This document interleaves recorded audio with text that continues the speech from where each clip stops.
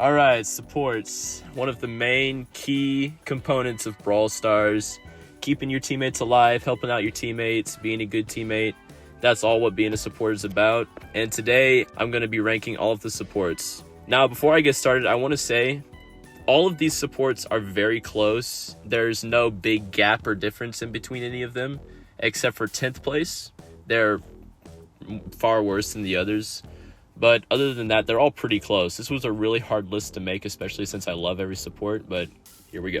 Anyway, in 10th place, we have Pam. Pam right now is pretty bad. Her healing, her super is not good. It heals a very small amount in a small radius, and her turret's easy to destroy.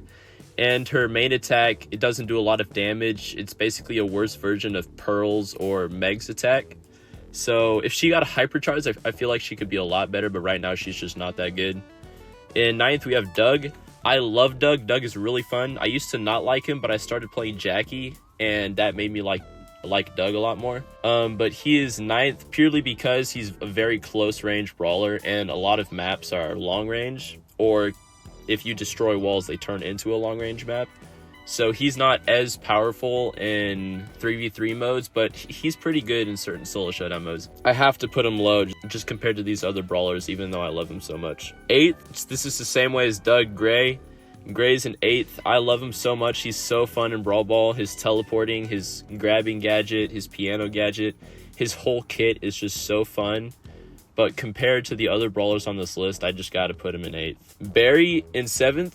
Barry, he's very good, but the only reason I'm not putting him higher up on the list is because he doesn't do a whole bunch of damage.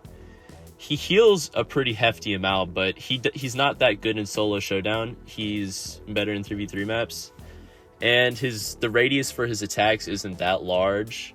So even though he's incredibly good, I gotta put him low. And in 6th, we have Colonel Ruffs. Colonel Ruffs is so much better ever since he got his hypercharge. His hypercharge makes him insane in ranked, and whenever you coordinate your plays with your teammates, he is very powerful. In 5th, we have Max. Max is very strong. She's definitely on the more damage side of these supports, but because she can provide faster movement speed and is really powerful in Brawl Ball and Showdown, I feel like she's gotta be up there. I mean, she's really good right now.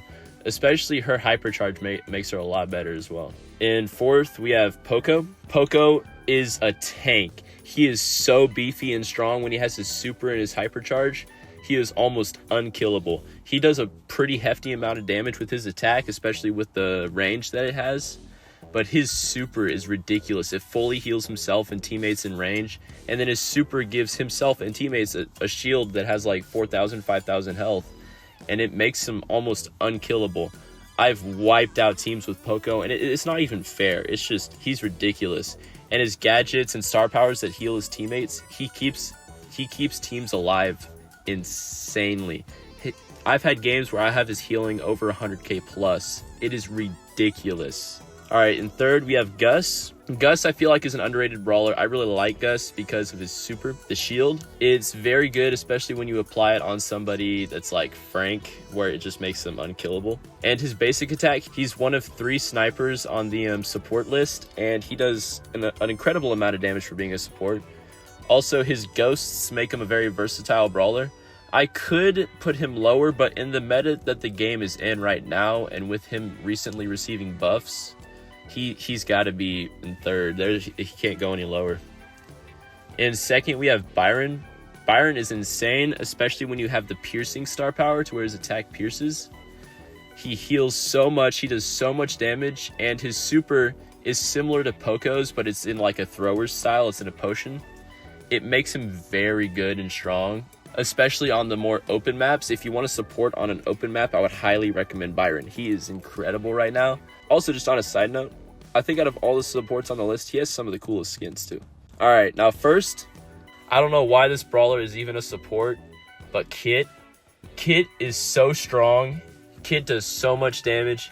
Their super's very good, especially when you jump on an enemy or on a teammate. It can be used for escaping fights. It can be used to getting into fights. In terms of actual healing, Kit does not do that much. Kit only heals whenever he's on a teammate, I'm pretty sure. So in terms of actual healing, he's not that good. But overall, Kit has got to be the best on the list. In solo showdown, in brawl ball, and knockout, especially in knockout. In every mode, Kit is just ridiculous right now. I'm pretty sure in the future, Kit's going to get a nerf. But right now, Kit is just so broken. I feel like Kit should be an assassin, but Supercell put Kit as a support. So anyway, that's all for this video. I hope y'all learned something new, got some good advice, and I'll see y'all in the next one. Adios.